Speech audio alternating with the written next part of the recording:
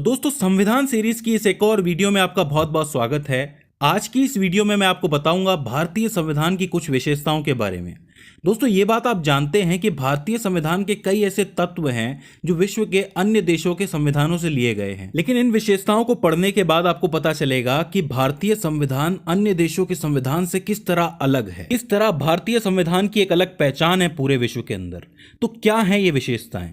तो देखो दोस्तों, इसकी बहुत सी विशेषताएं हैं, 10, 12, 15 बहुत सारी विशेषताएं हैं। लेकिन मैं क्या करूंगा कि विशेषताओं को कैटेगराइज कर दूंगा, यानी कि सबसे पहले हम वो विशेषताएं पढ़ेंगे जो इस संविधान के स्ट्रक्चर के बारे में हमें बताएं कि संविधान एक्चुअली है कैसा। भारतीय संविधान की पहली विशेषता है कि यह सबसे लंबा लिखित संविधान है। देखिए दोस्तों, पूरे के पूरे विश्व में संविधान दो तरीके के होते हैं। एक वो संविधान जो लिखित होता है और एक वो संविधान जो मौखिक होता है। अब आप कहेंगे कि किसी भी देश का संविधान मौखिक कैसे हो सकता है? वेल, अगर आप पॉलिटी पढ़ते हैं तो आपको ये बात अच्छी तरह पता है कि ब्रिटेन एक ऐसी जगह है जहां का संविधान लिखित की जगह मौखिक है। हालांकि पूरी तरह मौखिक इसको नहीं कहेंगे, कहीं ना कहीं लिखा हुआ तो होगा ही, लेकिन कहा जाता है कि वो मौखिक संविधान है।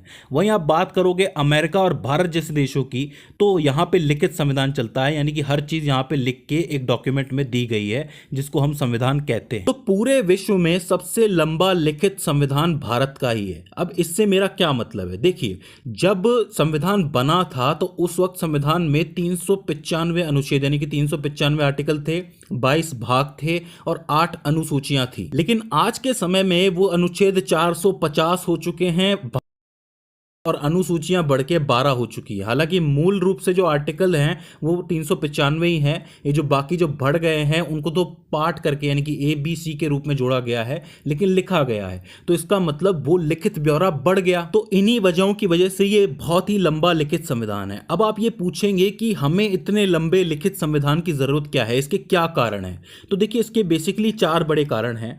पहला कारण है भौगोलिक कारण, यानी कि भारत का विस्तार और विविधता या फिर विशालता। आपको पता है कि भारत कोई छोटा देश नहीं है, क्षेत्रफल की दृष्टि से भी 7वां बड़ा देश है और इसमें पॉपुलेशन तो ऑलमोस्ट सबसे ज्यादा है, इस वक्त तो बहुत ज्यादा पॉपुलेशन है। तो इतनी सारी विविधताओं की वजह से नई नई चीजें ऐड करनी पड़ती है, जोड़नी पड़ती है। दूसरा कारण है ऐतिहासिक कारण।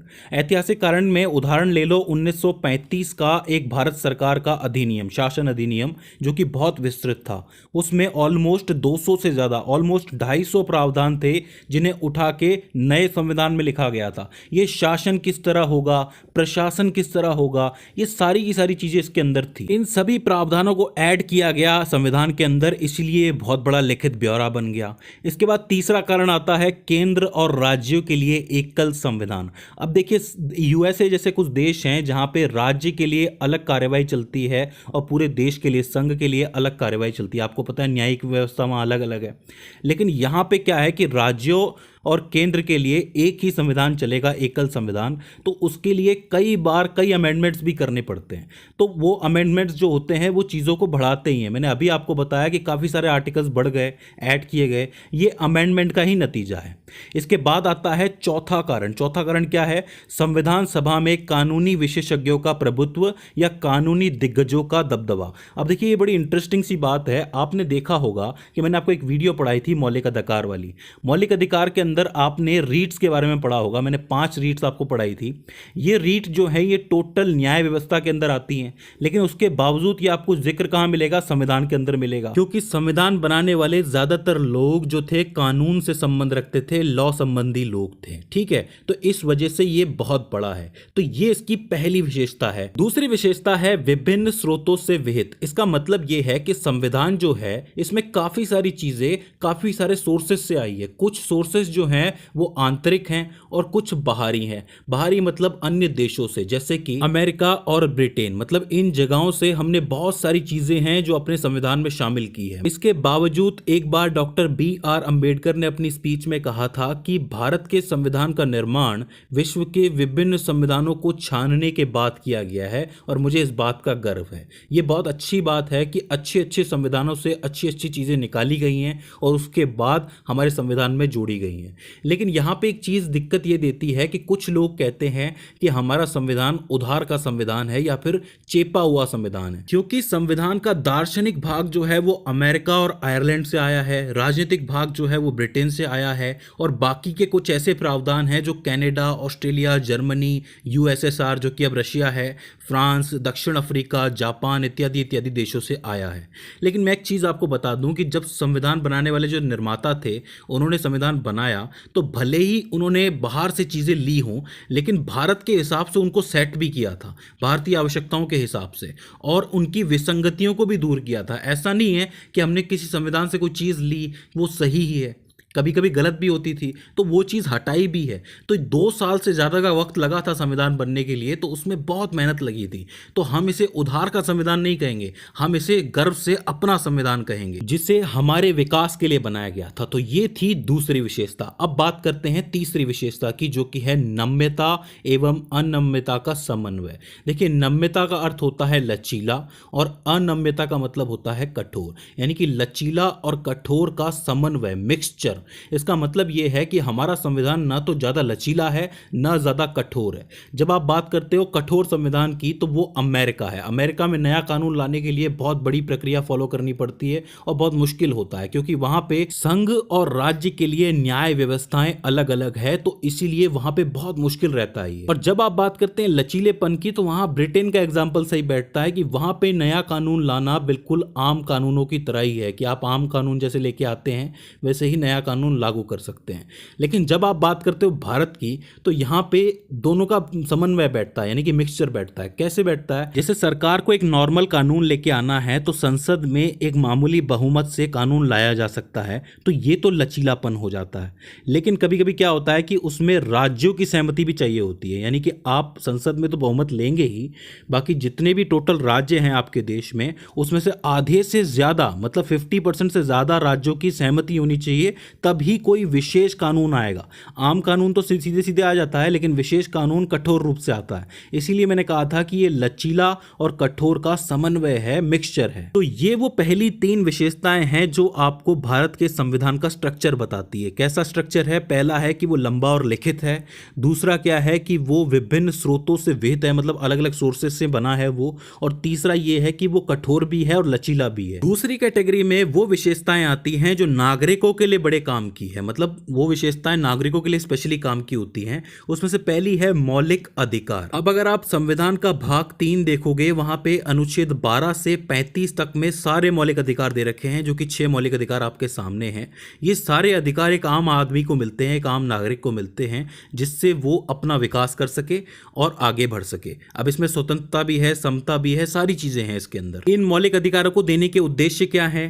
पहला उद्देश्य तो यह है कि राजनीतिक लोकतंत्र की भावना को प्रोत्साहन, यानी कि राजनीतिक जो लोकतंत्र है उसकी भावना सब में होनी चाहिए, कि लोगों को ये लगना चाहिए कि लोकशाही चल रही है, राजशाही नहीं चल रही है। दूसरा क्या है कि कठोर कानून होते हैं जो राज्य बनाता है, कोई भी स्टेट बनाता है, तो उनसे सुरक्षा कौन करते हैं? यही अधिकार आपके करते हैं। ठीक है, तो ये दूसरा उद्देश्य है। तीसरा उद्देश्य क्या है कि हर स्थिति में ये अधिकार नागरिकों को मिलेंगे और इनका हनन होने की स्थिति में नागरिक सीधा सर्वोच्च न्यायालय भी जा सकता है कि मेरे मौलिक अधिकार का हनन हो रहा है, आप इसका सुधार कीजिए। सर्वोच्च न्यायालय वहां पे काम करेगा। ठीक है, और चौथी चीज, एक स्पेशल चीज आती है कि ये जो मौलिक अधिकार हैं ये आपसे छिनेंगे, लेकिन सिर्फ एक ही स्थिति में छिनेंगे। कब छिनेंगे? राष्ट्रीय आपातकाल के दौरान। आपको याद होगा इमरजेंसी के बारे में हमने पढ़ा होगा। इमरजेंसी जब लगी थी तो मौलिक अधिकारों को छीन लिया गया था, यानी कि घूमने की आज़ादी, बाहर जाने की आज़ादी सब छीन ली गई थी थोड़े समय के लिए। एक्चुअली 2 साल चली थी इमरजेंसी, उसमें यही होता है। तो सिर्फ एक ही स्पेशल केस है जहां पे मौलिक अधिकार छिन जाते हैं। दोस्तों, अगर आप मौलिक अधिकार के बारे में और जानना चाहते हो तो एक प्लेलिस्ट बनाई है मैंने मौलिक अधिकार की, जिसमें 3 वीडियोज हैं। आप आसानी से वहां जाकर के देख सकते हो। उस प्लेलिस्ट का लिंक मैं डिस्क्रिप्शन में डाल दूंगा। इसके बाद आती है 5वीं विशेषता, या फिर इस कैटेगरी की दूसरी विशेषता, जिसका नाम है राज्य के नीति निदेशक सिद्धांत। दोस्तों ये जो सिद्धांत होते हैं या फिर तत्व होते हैं नीति निर्देशक, ये बहुत इंपॉर्टेंट है विधि के अंदर यानी कानून के अंदर। होता ये है कि जब कोई सरकार, चाहे वो राज्य स्तर पे हो या फिर केंद्र स्तर पे हो, वो अगर कानून बनाती है जनता के लिए, नॉर्मल जो जनता है हमारी, जब वो कानून बनाएगी तो उसको इन सिद्धांतों को इसमें लागू करने की जरूरत पड़ती है। ये सिद्धांत लोगों के मौलिक अधिकारों के लिए भी बहुत जरूरी होते हैं। तो इसका मतलब राज्य का एक नैतिक कर्तव्य बनता है कि वो इन सिद्धांतों या तत्वों को लागू करे। अब ये सिद्धांत क्या होते हैं इसको हम एक सेपरेट वीडियो के अंदर पढ़ेंगे। फिलहाल ये एक विशेषता है जो आपको याद रखनी है। इसके बाद आती है छठी विशेषता या फिर इस कैटेगरी की तीसरी विशेषता, जिसको हम कहते हैं मौलिक कर्तव्य। अब देखो, मौलिक अधिकारों के बारे में तो मैं आपको बहुत कुछ बता चुका हूं, लेकिन क्या है कि राज्य जो है या फिर राष्ट्र जो है या संघ जो है, वो सिर्फ आपको अधिकार नहीं देता है, वो आपसे कुछ डिमांड भी करता है। कौन सी डिमांड? मौलिक कर्तव्यों की डिमांड। अब मौलिक कर्तव्य क्या हो सकते हैं? शांति बनाए रखना, किसी का भी नुकसान ना करना, पब्लिक प्रॉपर्टी का नुकसान ना करना, भाईचारा बनाए रखना, ये मौलिक कर्तव्य होते हैं। हालांकि मूल संविधान में मौलिक कर्तव्य पहले नहीं जोड़े गए थे, लेकिन बाद में स्वर्ण सिंह समिति का एक सिफारिश हुई थी जिसके तहत 42वें संविधान संशोधन 1976 के तहत संविधान में मौलिक कर्तव्य डाले गए थे। करेक्ट, इस बात को आपको याद रखना है। अच्छा, ये कब डाले गए थे? ये बड़ा इंपॉर्टेंट क्वेश्चन है कि जब इमरजेंसी लगी हुई थी 1975 और 77 के बीच में, तब मौलिक कर्तव्य आए थे। अब एक चीज समझ लो कि मौलिक कर्तव्यों की उस वक्त बहुत जरूरत थी, तभी वो चीज डाली गई थी। ये एक बहुत ही लॉजिकल चीज है, पूछी जाती है। जब आप इमरजेंसी पढ़ेंगे तो इस चीज को और ठीक तरीके से समझ पाएंगे कि उस समय मौलिक कर्तव्य निभाने की जरूरत थी और उसी वक्त मौलिक कर्तव्य डाले गए संविधान के अंदर। तो जिस तरह मौलिक अधिकार होते हैं उसी तरह मौलिक कर्तव्य भी होते हैं। इसके ऊपर भी मैं एक सेपरेट वीडियो बनाऊंगा, क्योंकि एक एक टॉपिक को अच्छी तरह समझना है। यहां ये एक विशेषता है जो संविधान आपको देता है, ठीक है। इसके बाद आती है इसकी आखिरी विशेषता, मतलब इस कैटेगरी की आखिरी विशेषता, जो कि है एकल नागरिकता। देखिए, इसके नाम से समझ में आ रहा है कि नागरिकता एक ही है भारत की। अब आप देखो कि कई ऐसे देश होते हैं जैसे कि यूएसए है। यूएसए में संघ के यानी कि केंद्र के लेवल पे एक नागरिकता होती है और राज्य के लेवल पे एक नागरिकता होती है। मतलब वहाँ पे आप किसी स्टेट में रह रहे थे, वहाँ की नागरिकता अलग है और पूरे के पूरे यूएसए की नागरिकता अलग है। लेकिन भारत की बात आप करोगे तो आप किसी भी स्टेट में रह रहे हो तो आपका एक ही नागरिकता मानी जाएगी कि आप भारतीय हो। वरना इसका परिणाम क्या होगा? अगर मान लो दो नागरिकता हो जाए तो परिणाम क्या होगा? आपको एक स्टेट से दूसरे स्टेट में जाने के लिए वीज़ा लेना पड़ेगा। वहां पर भी यही होता है, अमेरिका में भी यही होता है कि आप एक स्टेट से दूसरे स्टेट में जाते हो तो वीजा लेना पड़ता है, लेकिन यहां पे आप स्टेट्स में घूम सकते हो यूं ही। तो ये वो चार विशेषताएं हैं जो संविधान आपको देता है। इसके अलावा और भी विशेषताएं हैं, उनके बारे में भी हम कभी जिक्र करेंगे, लेकिन फिलहाल ये 7 विशेषताएं हो जाती हैं। अब इसके बाद हम पढ़ते हैं कुछ अलग विशेषताएं जो कि बहुत इंपॉर्टेंट है, इनको जानना जरूरी है। 8वीं जो विशेषता है वो है सार्वभौम वयस्क मताधिकार। इसके नाम से पता चल रहा है कि एक वयस्क को मत करने का यानी कि वोट देने का अधिकार है सार्वभौमिक रूप से, यानी कि मत देने का अधिकार हर एक तबके को है। अनुसूचित जाति, जनजाति, पिछड़ा वर्ग, महिलाएं, सबको यह अधिकार है कि वो अपना मत यूज करें, मतलब अपने वोट का यूज करें। अच्छा, इसके अंदर एक इंपॉर्टेंट चीज है कि मत देने की आयु क्या है।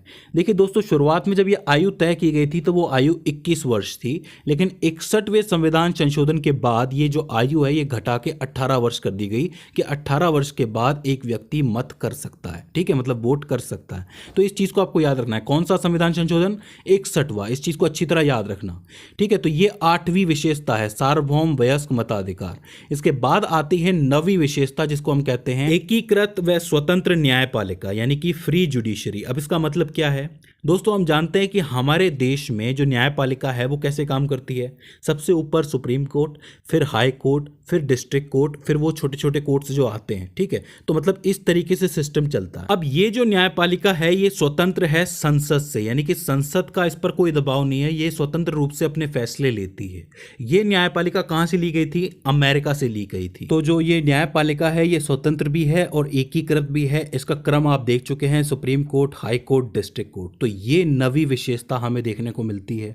10वीं विशेषता यह है कि सरकार का संसदीय रूप, मतलब सरकार जो है वो संसदीय रूप में काम करेगी। हमको पता है कि संसदीय रूप क्या होता है, उसमें 3 लोग होते हैं, राज्यसभा, लोकसभा, ये तो आपके हाउसेस होती हैं, अपर हाउस, लोअर हाउस आपको पता है, और एक राष्ट्रपति होता है, और ये मिलके चलाते हैं पूरे देश को, ठीक है। और उसके बाद राज्य लेवल पे अलग सरकार बनती है। तो ये जो संसदीय व्यवस्था है ये भारत ने अपनाई है। कहाँ से अपनाई है?